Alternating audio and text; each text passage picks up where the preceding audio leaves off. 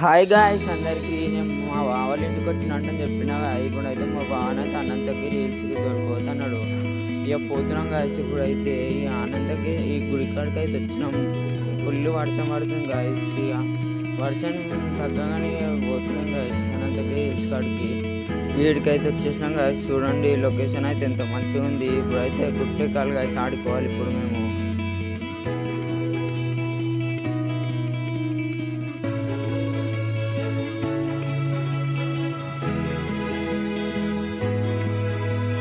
ఇక పైనకైతే వచ్చేసాం గాయస్. చూడండి లొకేషన్ ఎట్లుందో.